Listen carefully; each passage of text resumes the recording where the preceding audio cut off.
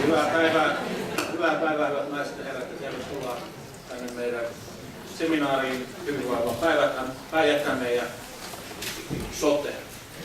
Aihepiiri on varmaan aika ajankohtainen, niin kuin ehkä ainakin itseltä tuntuu, että niin kuin on ollut viimeiset 12 vuotta.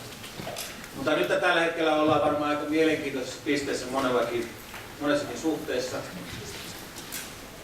Sellaisen 3,5-vuotisen taipaleen aikana, jolloin on aika paljon pohdittu sitä, että mitä tehdään, on tullut erilaisia lakiesityksiä ja niistä on lausuttu ja ennen kuin lausunnot on ehkä yhteenvedetty, niin on tullut ehkä toisenlainen, hieman erilainen esitys kuin mistä kerittiin lausua.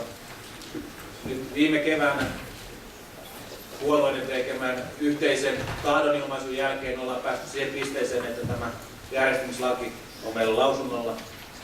Ja nyt varmaan kaikki kunnat pyrkii siinä tässä noin kuukauden aikana sitten tästä asiasta lausumaan.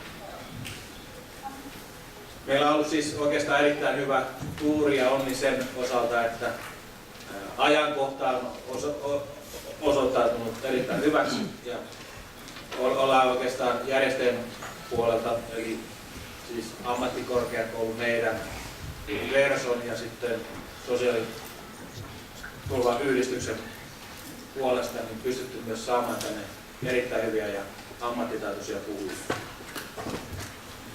Sen verran teille seminaariväelle tiedoksi, että ohjelma pyritään pitämään sen mukaisena niin kuin ilmoitettu. Tuossa 15.2 meillä on kahvitauko ja se kahvitauko ja palataan 15.2. Koko tilaisuus kuvataan ja tarkoitus on, että sitten nämä kuvattu materiaalit on tuolla meidän verkossa kaikkien nähtävillä. Mutta tämän vuoksi myöskin sitten pyydän, että kun tulee mahdollisia kysymyksiä ja keskusteluita, niin me pyrimme täällä tarjoamaan teille ne mikrofonit, kun esitetään ne kysymykset, jolloin me voidaan myös varmistaa, että teidän kysymykset tallentuu myös sille nauhoitteelle.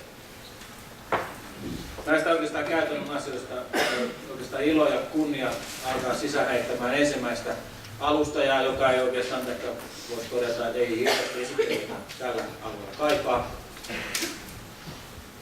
Hieman vakoili tuota sosiaalista mediaa ja häntä on nyt tässä oikeastaan kesän aikana, kesästä tähän päivään asti kutsuttu monella eri nimellä.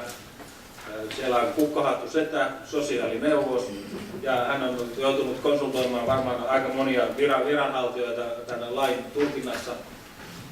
Pitkäaikainen kansanedustaja, sosiaali- ja terveysvaliokunnan puheenjohtaja, toiminut sosiaali- ja terveysministeriössä ministeriönä ja täällä ennen kaikkea puhumassa tämän parlamentaarisen työryhmän jäsenenä. Tervetuloa, Ilari.